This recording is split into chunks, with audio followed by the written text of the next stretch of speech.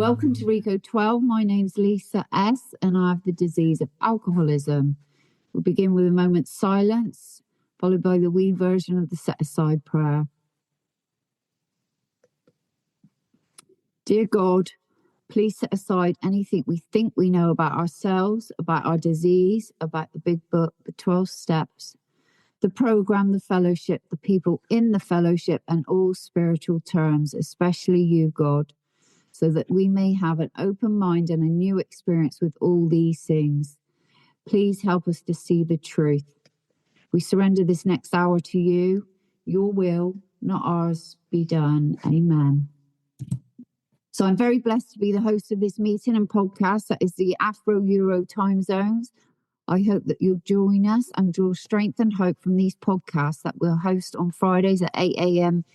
UK time and 10 a.m. European and South African time. RICO 12 is an organisation with the mission of learning and sharing the similarities of addiction of all kinds and gaining and sharing tools and hope from others who are walking a similar path. We come together from all places, faiths and backgrounds to gain tools and hope from others. Our speakers from our past meetings have represented many fellowships, addictions and afflictions, and we look forward to continuing to add to the diversity of speakers and backgrounds, and I hope you will reach out if you think your experience, strength and hope will benefit this special community. Today's speaker is Markus, who will be speaking for around 30 minutes, and we'll get him to share and followed by questions and answers afterwards. First, some business. The RICO 12 family of RICO resources continues to grow and has more and more resources for the addict and the loved ones of those addicted. We have all the recorded RICO 12 shares and a couple of other super exciting projects, one of which is the Big Book Roundtable discussion, where we dive into the first 164 pages of the Big Book of Alcoholics Anonymous with a few individuals who are past speakers in RICO 12 and really try to know and live the Big Book. Tradition 7, RICO 12 is a self-supporting service and we appreciate your help in keeping us working our step 12 in this manner. We gratefully accept one-time contributions through PayPal, Venmo and Wise through the links in the chat and the show notes. We also offer a monthly subscription program called RICO 12 Spearheads. To join in and help support these cool projects, please consider donating at www.rico12.com/support, or you can click on the link in the chat of the live meeting. We look forward each meeting to growing deeper in effectiveness and understanding as we learn from and with our special speakers. Today, we're very blessed to learn and grow with Markus. Markus is 50 and has been in the music industry for 15 years, and he loves football and he loves sobriety. So over to you, Markus. Thank you. I'm Markus and I'm an addict alcoholic. Thanks for having me and letting me share my story of hope, faith and courage. 15, that's a bit ago. Well, where do I start? Well, let's start with this. My sobriety date is the 1st of December in 2014. So I've been sober for a bit. And I'd say that I grew up, I'm from a strong lineage of alcoholics and addicts. I'm at least third generation, straight progression. My dad got sober after me, actually, and still sober. So that's wonderful. So I grew up in this disease. The disease was normal to me. You regular humans, were not regular to me and a bit scary. My father did also a stint in the music business, actually in London in the late 70s and early 80s, where he obviously was introduced to cocaine. So, but music has always been an integral part of my life, and there was always something to play or like a keyboard. And I really early got into the computers and started creating music, but it was always just a hobby, really. And in that sense, it was also my refuge, because since I thought you guys were a bit scary, because I never really learned the natural way of doing an intersocial normality, computers and keyboards, they were quite predictable. If I would press the C, I would get a C. That's a note. But in my interaction with you guys, it was quite complicated. I'm older than 15, obviously. I'm 51, turning 51. So I could say that I'm born in the 70s and raised in the 90s. And I tend to regard alcohol and drugs, and we learned by the big book teaches us that we alcoholics or addicts, we use our substance because we like the effect it produces in us. And we've all sought different effects or different uses from our substances. And the first effect that I found was when I used alcohol, I felt at ease in the social interaction with you guys. And that was my first effect, and was really, really transformed my life in that sense. I've later discovered many other effects that I sought. 18, I was introduced to cocaine for the first time. I was in this club, and someone gave me cocaine, and I immediately felt at home. I remember calling my friend, telling me about it, and I said that all the girls liked me and some of the guys too, and that's all right, and I had a wonderful time. And so I really got a strong effect immediately from using alcohol and drugs. In 2001, I did continue with music, and I did go to university, and I was dabbling, obviously, in regular use of drugs, and a quite heavy drinker early on. I realized that the effect that I got from alcohol tended to be unpredictable at times, but I realized that the benefits of it was clearly outweighed the negative consequences. I could easily laugh off bad experiences, or experience where I had some sort of suboptimal results, or sometimes even dangerous consequences. Music continued, and my studies at universities continued. And in 2001, I released 2 songs, and they became huge international hits, and that really changed my life. I went from someone dabbling in music to actually making a living out of music professionally. So I was away DJing Friday through Saturday or Thursday through Sunday, 3 times a month. And I was a young kid. I was 25 years old, and no real guidance of how the world worked. And constant drug use became a clear fact for me. In going back to those times in the noughties, I think it's sometimes referred to in England, being able to do a lot of cocaine or other drugs and drink a lot whilst DJing, that was part of the scene, and you would be booked even on for some promoters due to the fact that you were a party animal.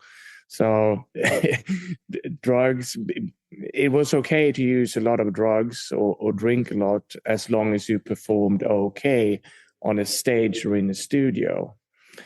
As with everyone who's had a complicated relationship to alcohol or drugs, in the beginning, we don't have too bad of a consequences, that we can rationalize our use or our consequences in a way that we need it or everyone does it. And the first real consequences that happened was that I started to maybe miss flights. I would have to buy new airplane tickets to get myself to the correct city. I could arrive in the right city on the right day, but lock myself in the hotel room to continue to do drugs and not do the actual DJ set. I would behave like an idiot and a diva, and people would be upset with me the next day. Eventually, the first real consequence was that these DJ gigs started to dwindle a bit. But in my mind at that time, I said to myself, it's a lot of work to schlep around the world and doing these DJ gigs. And since I did have managed to earn a bit of money at that stage, I didn't feel the financial pressure of actually having to keep doing these DJ gigs. And I thought that I would be better suited to create new music in the studio.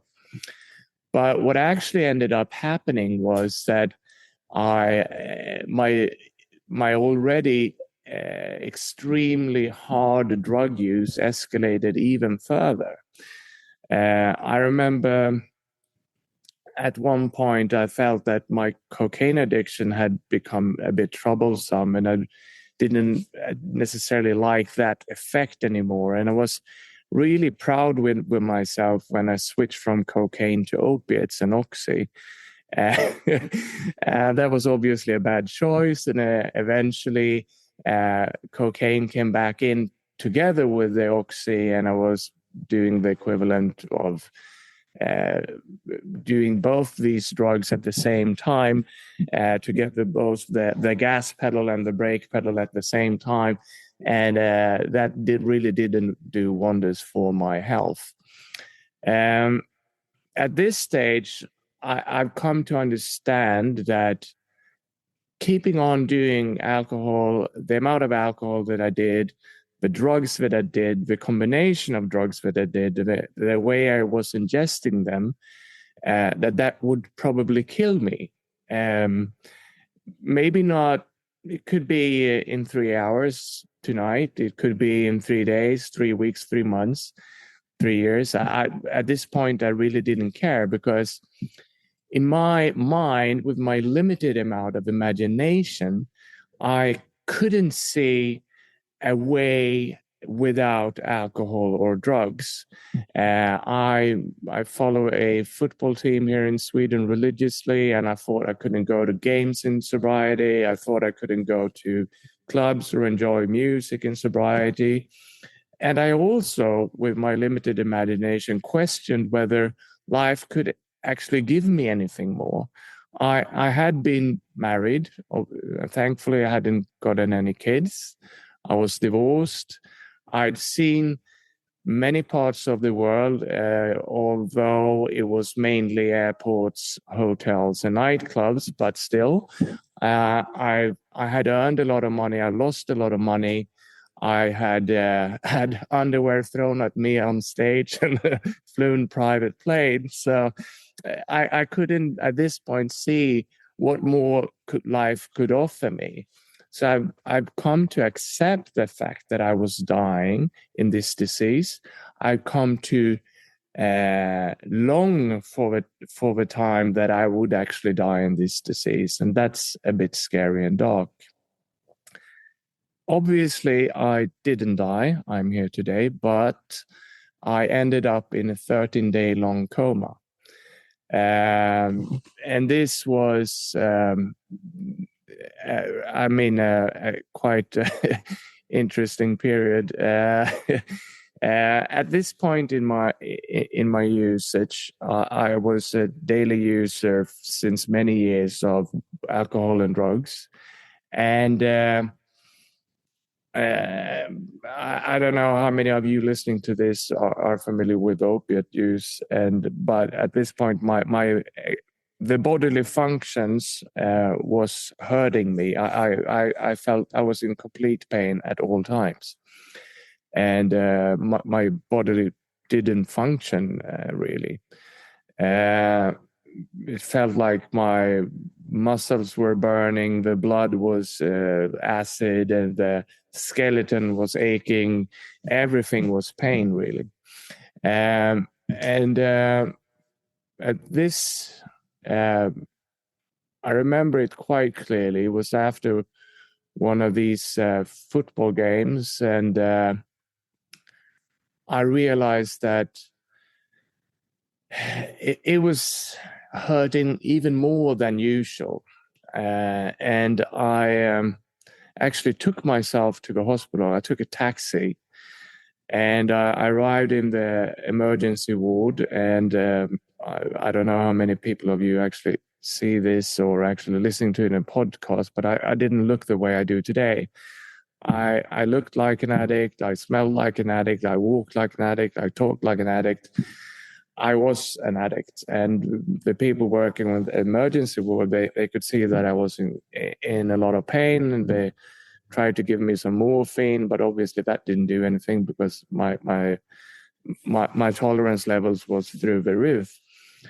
And they started asking me questions, and I couldn't leave a urine sample, so I took a blood sample. And so the doctor came to me, and he started asking me about my alcohol and drug habits. And I said, well, I was on a game with the lads watching some football, so there were a few beers, and I actually think that somebody spiked my drink. And the doctor actually started laughing, and he said, well, you tested positive for everything except THC, because I didn't like to smoke. The only thing I ever smoked was crack, because you didn't have to smoke a lot. So the doctor laughed at me, which I didn't really appreciate at all. But he suggested and asked me if they could keep me for observation for a few days because I was in a poorly state. And I agreed to this, and they put me on this other bed and rolled me into an elevator. And this is where I actually enter a coma. So my take of this is like my body had been under so much stress for so long, and at this point it felt like it actually could relax. And so, well, I can't really tell you much about my 13 days in a coma, but I was in a really bad state. They said my brother was there. They called him up he was there daily, and then they called him back later one day where he had been in the morning, and he said, well, I think it's time to give you your goodbyes now, because he has a 1 in 5 chance of survival now. And I had double-sided pneumonia, and there was a lot of shit going on. I made it through eventually, and I spent about close to 4 months in the hospital recuperating.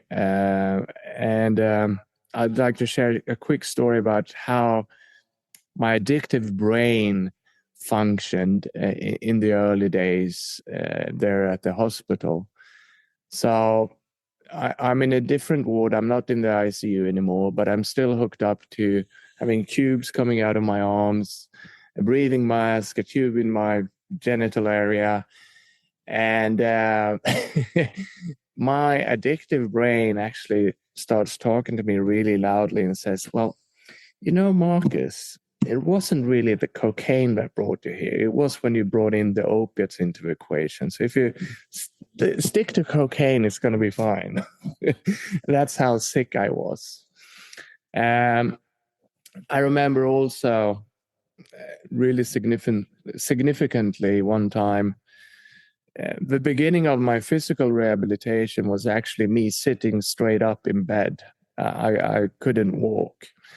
And I remember the first time I was about to try to stand with a Zimmer frame, and I had this really positive physical therapist with me, and she was trying to encourage me, and I was so weak, and I was just like skin and bones. I was about 20 kilos less than I am today, and my body couldn't stand, and I could see I was in front of a mirror, and the tears were coming down, and I thought, like, will I ever be normal again? I mean, I couldn't even stand, and I realized how much damage I've done to myself and my physical abilities. Eventually, I was let out of the hospital on the conditional release that either I'd seek treatment in a rehab, or I'd be in the custody of the state. There is something called LVM here in Sweden, which is the law for addicts, which basically you're remanded in a state-run treatment facility, but it's not really treatment. It's more like drug prison. And that's always 6 months. And at this point, my addict personality is still very active. And I'm thinking, well, it's probably better to go to rehab because you're going to get out quicker. The funny thing is, at this rehab, this is where I'm first introduced to the 12 steps. And we had a walkthrough every Tuesday on the disease of addiction. And significantly, they also put a lot of pressure on the third step. And I've realized, I came to realize that because when I was in addiction, I was in complete control of my addiction. I had devoted myself to become a true addict. And there was no one who really could say anything to me about my addiction. If there was a relationship or a girlfriend, I would point at the door. My family obviously couldn't say anything since my dad was an addict. My friends were addicts. There was no one sort of talking to me about could address my addiction, even though I was in a very bad state. So I realized if I can decide anything, I'm basically killing myself in addiction. So I need to relinquish control of the captaincy of my ship. And so that really resonated with me. And I had to try to live my life in a different way going forwards. Eventually, I was released from rehab. I knew about Cocaine Anonymous. I had people who were in the fellowship, and I was introduced to a sponsor. And since I didn't have much else going on in my life, my services in the music industry were not in high demand, I devoted myself to CA and recovery. I attended meetings every day, sometimes twice a day. I got a service position pretty early on. And I remember the first time I did get the keys to a men's group on Sundays, and I felt like someone trusted me for the first time. And that was a huge thing for me because no one ever trusted me in a long time. My word was basically just that words, and they didn't carry a lot of weight. And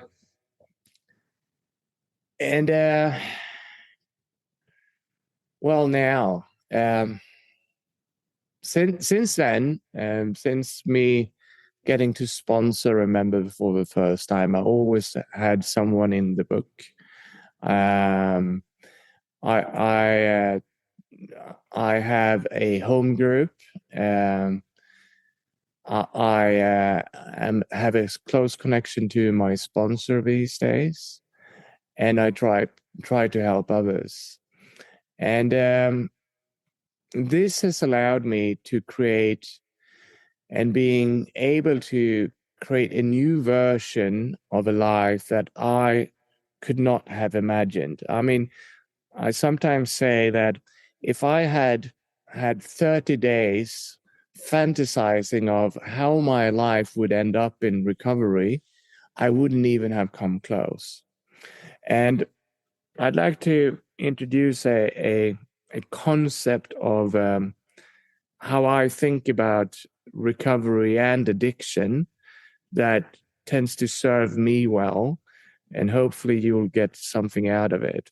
So imagine that an old school set of scales, and in one set you have all the trauma, all the afflictions, everything that is wrong in your life, all the reasons why we might end up using alcohol or drugs. And we adapt sort of life strategies or character defects to carry on using or get ahead in life. And that would be lying, isolation, manipulation, impulsiveness, impatientness, etc., etc. There's hundreds of them.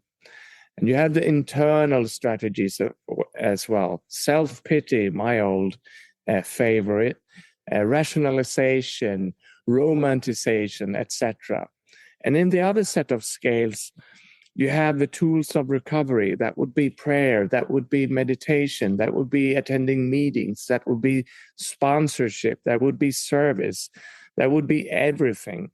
And if these set of scales are in balance, I feel good about recovery. I feel good about myself.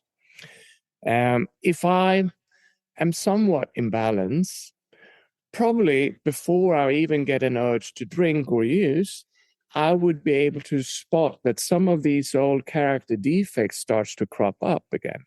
I might be slipping a bit on honesty. I might be a bit aggressive. I might be a bit impulsive again. I might be a bit impatient again. And this is a sign for me that I'm not doing enough or the right things towards my addictive personality. And that's a suggestion to me that I should work my program harder. So I can always, if I'm honest with myself, gauge whether I'm doing enough for my recovery at any given moment. And these strategies will probably crop up way before we have an urge to drink or use. If we relapse, it's obvious that the amount of work that I'm putting in this month or 1.5 months before the actual relapse, that's not going to cut it going forward either. So if you're honest with yourself, you can always gauge whether you're doing enough for your recovery.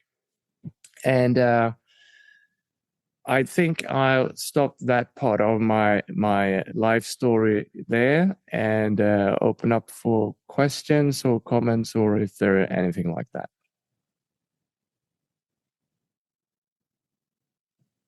Oh, thank you so much, Markus. It's now time for our guest speaker to answer some questions. If you've got any questions, pop it in the chat or come in. That was so interesting, Markus. And what I picked up on was that, it made me smile when you said born in the 70s and raised in the 80s. That was me. I was a 70s baby too. And how you said about the music industry being such a big part of your life. And as we know, there's a lot of drugs and alcohol, what comes with that, in that setting. And do you think that's what increased you because you were surrounded by it in the music industry? Or do you think because of the nature of our alcoholism that you would have sought it somewhere else?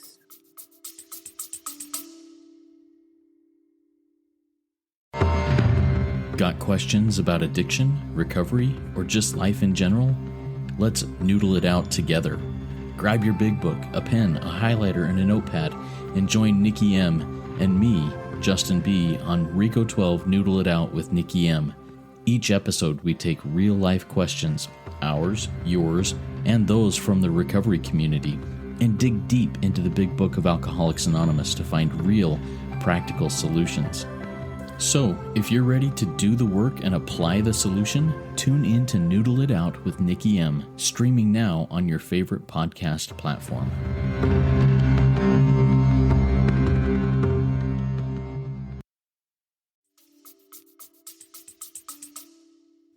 I've actually been thinking quite a lot of that, and I think me being in the music industry was an active choice by my addictive personality. It was a way to create a structure for me to be able to use alcohol and drugs freely. I mean, I'm pretty smart in that in the academic sense, so I could have gone on using the degrees that I got from the university, but I still decided to venture down this quite unpredictable path. But I mean, it's hard to gauge. I'm 25 years old and thrown into a situation where I'm getting all this attention and positive feedback on me in the music industry. So it's a seductive situation, and if you add on drugs on top of that, it's a whirlwind. It's a vortex sucking you into it. Mm-hmm. But I mean, we do have it in the family, quite obviously, and so that's a component as well. And I think everyone has a threshold, and if you drink enough, you're going to become an alcoholic. If you use a lot of enough drugs, you're going to become an addict. That science shows us this today. But my tolerance was probably at a much lower level due to the hereditary fact. Yes. Yeah. And, wow, what a story. 13 days in a coma. And I guess when they say you hit rock bottom, that was your rock bottom. Well, it wasn't, because I thought if I only took away the opiates. Yeah. And that's what is so, that self-delusion. Yeah. That liar in our head, that disease, what convinces us, there is an easier way. Let's swap one thing for another, which we hear so much, don't we? Get rid of one drug, but then we'll replace it with something else because that internal malady is still there. And that's what when you come out of that coma, was there any, did you have any faith then? Did you, because I was a great 999 prayer in my madness. Did you seek God then, Markus, or did that come later when you'd been to rehab? I was actually brought up quite Christian, and with always had a child version of faith and ideas about we're all praying to the same God, etc. And some experience early on sort of turned me off organized religion. So I always carried faith, and but it was not an active part of my life in addiction. It's hard to be spiritual when you're high. Mm-hmm. You're delusional. But I remember praying at the hospital after, like when I'm into the physical rehab path, and my head is a bit more clear. I was in a very bad state. My cognitive functions were really impaired from the addiction as well. Yeah. So you just said, that wasn't your rock bottom. And then you after the coma, you went into rehab, and they were a 12-step program, which is great. And I love what you said, that they heavily went in on step 3. What did that look like, Markus, when you say they were heavily on the step 3? So Tuesdays was always focused on the disease of addiction, and I think it was Thursdays that was always on step 3. So they did like 100 variations on it, just to address that your way is not going to work going forwards. You have to try a different way, and they did it quite effectively, because we had. And during the other days, we were it was not the set program. So this is what they really emphasized. And I really needed to understand that, because I thought that I realized that if I can control everything in my life, I almost kill myself using drugs and alcohol. If I have no breaks, this is where my best thinking takes me. I was not a skilled captain of the ship Markus. I love that, with the captain of the ship. That's what, in it, thinking that we can run the show. And you said you come in. So when you first got introduced to the 12 steps, and you said you 2014 is your sobriety day. That's the 1st of December 2014. That's where I check into rehab. So I obviously was sober for about 4 months. I mean, I was on meds, but they were administered by a doctor.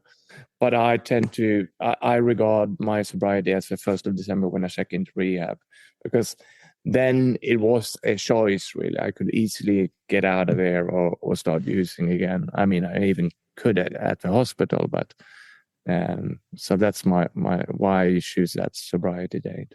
Yeah, which is a later date than my proper one.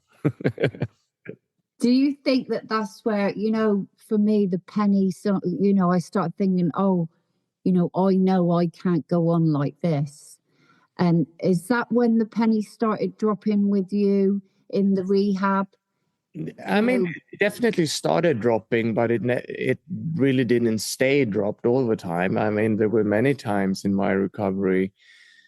I'd say, first of all, I was still physically affected by abstinence, like physical effects. I was shaking for about 3 months into, like in February, March, I was still shaking.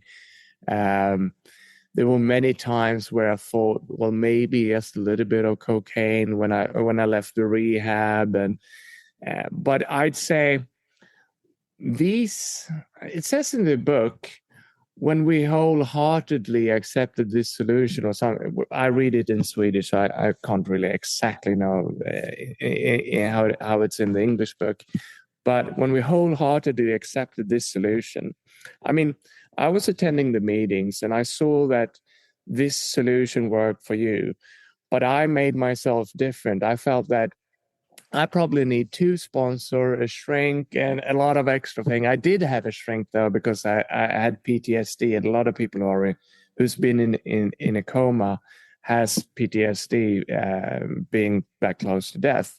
So I was seeing a shrink for a while as well. But I thought I was so special.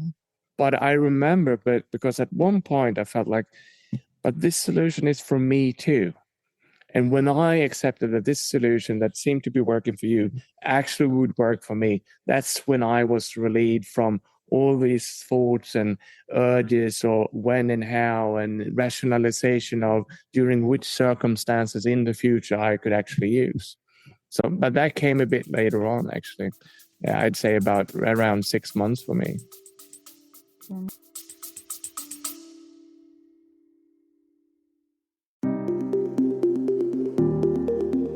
Hey Spearheads, if you're looking to dive deeper into the big book of Alcoholics Anonymous with people who live the solution, then you won't want to miss RICO 12 Big Book Roundtable. Join David G., Nikki M., and me, the moderator Justin B., 3 recovered addicts from multiple fellowships, as we break down the big book line by line. In each 30-minute episode, we share our experience, strength, and hope in a real, raw, and practical roundtable discussion. So, if you are ready to learn and apply what you learn, tune in to RICO 12 Big Book Roundtable on your favorite podcast platform.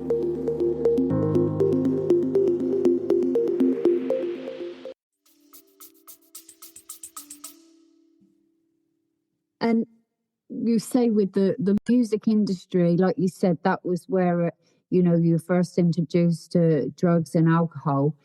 How does that look today? Because you're still in the industry. Well, I'm somewhat in the industry. I've since gone back to school and retrained, and I'm actually a therapist these days. But I still do music. I still write music. I still release music, and occasionally DJ. So it's not my full-time employment anymore, which I'm kind of thankful for. Not so much for the exposure for drugs, but just because the way music got tainted from my years in addiction, I now have a connection to music which is pure today. So I reconnected to music from a state where it's not connected to drugs and it's not connected to making money as well. So. Yeah, that's beautiful. And wow, that's excellent, Markus. You know, retraining is great, isn't it? When we get our sobriety and we start straightening out mentally and physically, and then our passions for things come back. It's beautiful. And one last question.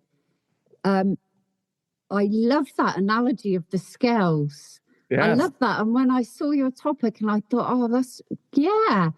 And so to keep the scales even, you know, to keep the balance, how does your prayer and meditation look like on a day? What is your daily practice look like to keep them scales even as much as possible?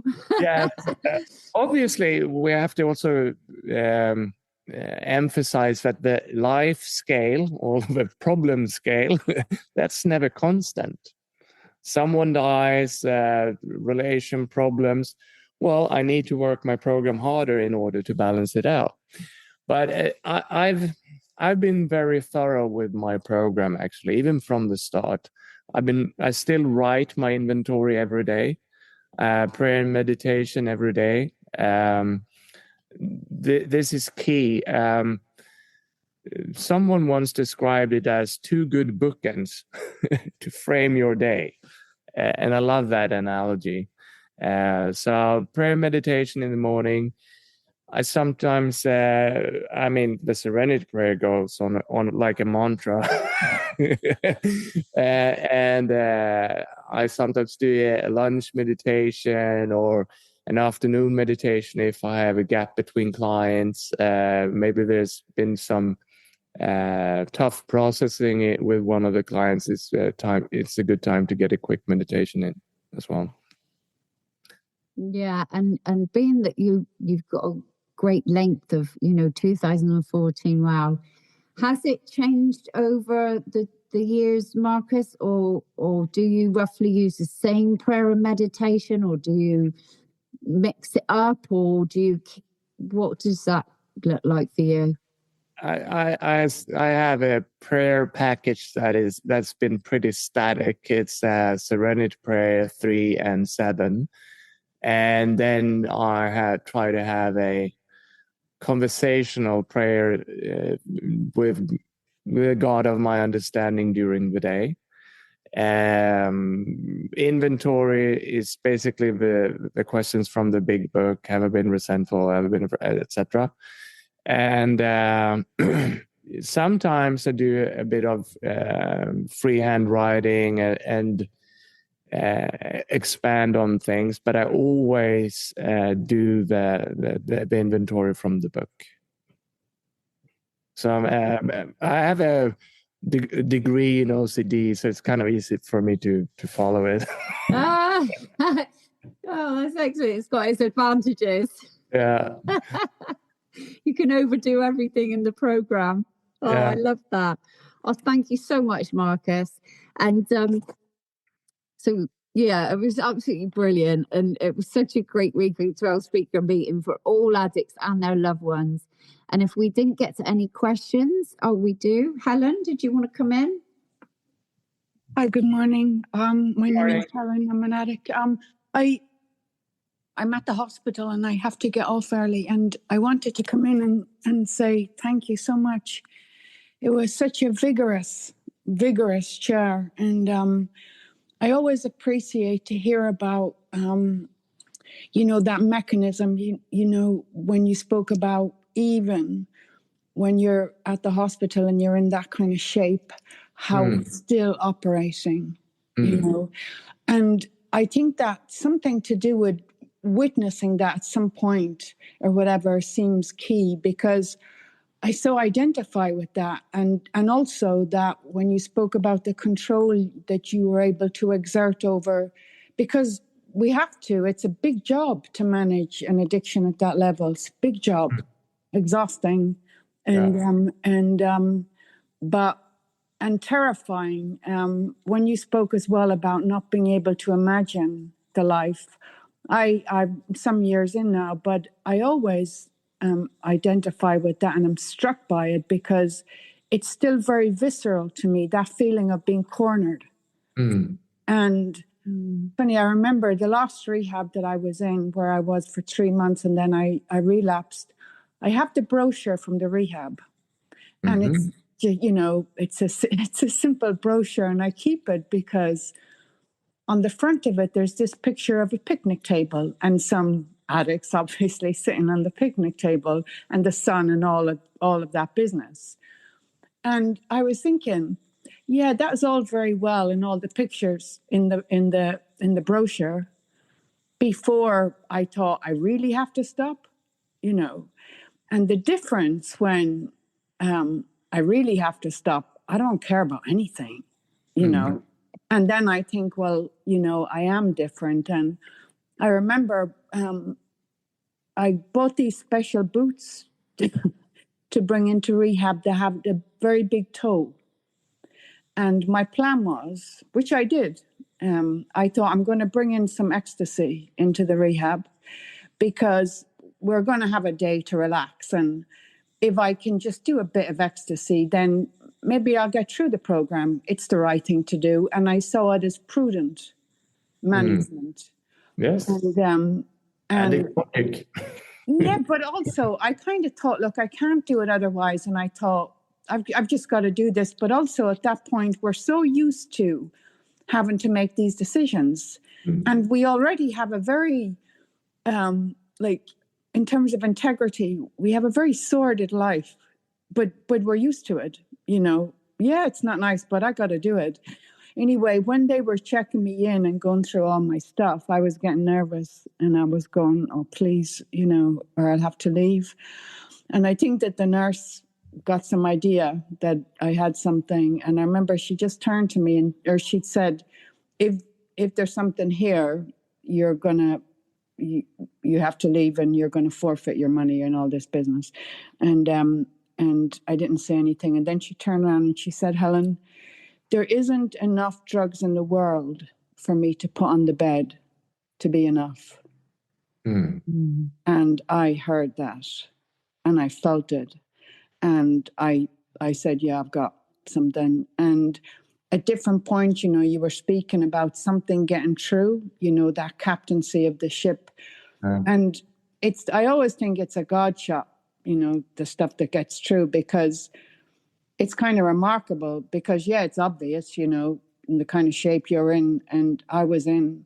But at the same time, I have a very heavy security system, very heavy, you know, and if it goes down for a minute, it's only that. And the other thing I remember hearing, and it didn't mean, oh, I'm going to stop. I just thought I can't stop, was I actually phoned from a phone box. I'm in the UK and I phoned my mother and I wasn't in great shape or whatever. I was obviously in self-pity. So I was calling her and I remember she listened for a minute and she said, Helen, it's okay. She said, I've already accepted you dead in front of me. Now, that may sound terrible for a mother to say, but I heard it. And my response was a kind of respect. It's true. I remember thinking, my God, you can say that and you can do that. I mean, she was in Al-Anon.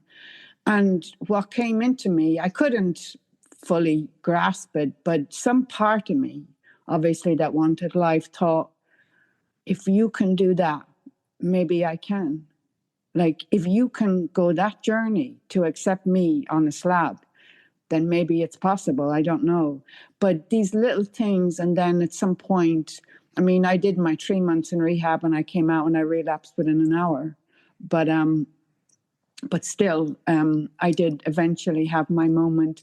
Anyway, I'm just, I'm so grateful to hear you. And I'm so grateful that you're in recovery and alive and doing your great work. So thank you so much. Thank you. Oh, thank you, Helen, for that. That was great. It is, isn't it? That how cunning, powerful, that cunningness, even when yourself, Marcus, in a coma and you're still thinking that disease is still thinking of an alternative.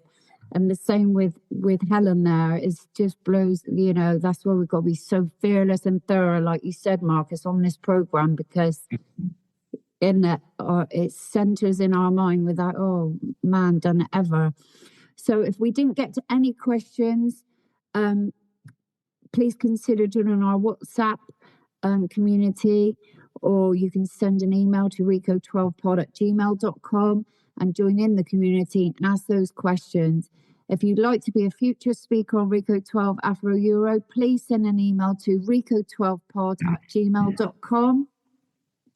If you've not yet rated and reviewed the podcast in Apple Podcasts, please go do so now. It's a great way to work 12-step in this manner. I invite everyone to come back again the same time next week. We've got another great speaker coming along. So now we can rest for the rest of our day and hand over to you, Marcus, to lead us out on a prayer of your choice. Thank you, Marcus. Yes, thank you. And thank you all for being with me here today. I'd like to end off with this serenity prayer, please. So I'll start, I guess. God, grant me the serenity to accept the things I cannot change, the courage to change the things I can, and the wisdom to know the difference. Thank you. Amen. Beautiful. There is one who has all power. That one is God. May you find God now. Stick and stay, and when you do, come all the way in, sit all the way down. Let's trudge this road of happy destiny together. Work it, you are worth it.